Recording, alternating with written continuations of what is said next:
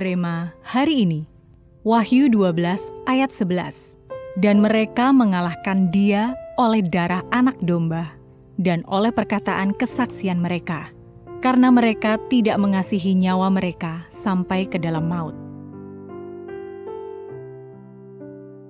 Di era modern yang serba maju ini, masih banyak orang hidup dalam ketakutan terhadap ramalan, kutuk keturunan, atau pengaruh zodiak. Mereka percaya masa depan mereka sudah ditentukan oleh garis tangan atau nasib dari leluhur.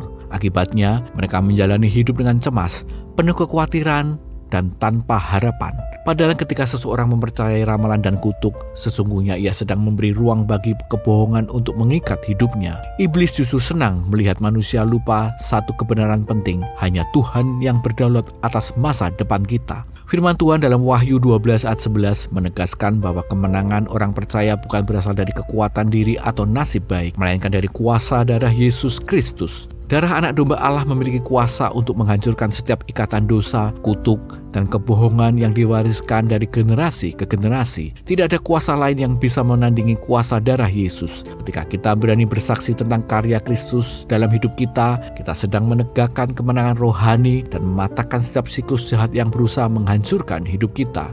Hari ini, mari berdiri di atas kebenaran. Darah Yesus cukup untuk memerdekakan kita. Jangan biarkan kutuk kegagalan, kemiskinan, atau trauma masa lalu mengintimidasi kita. Kutuk-kutuk tidak berkuasa atas hidup orang yang ditebus Kristus. Hanya darah Yesus yang mampu mematahkan rantai ketakutan dan membuka jalan bagi siklus berkat yang baru dalam hidup kita.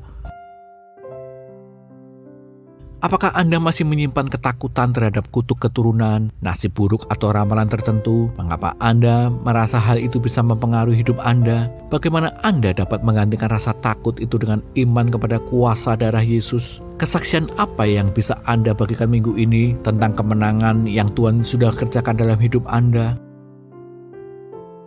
Tuhan Yesus, kami mau sepenuhnya percaya hanya kepadamu. Tidak ada kuasa dari kutuk ataupun belenggu masa lalu yang mengikat hidup kami. Kami percaya darah Yesus melepaskan kami dari semua ikatan-ikatan.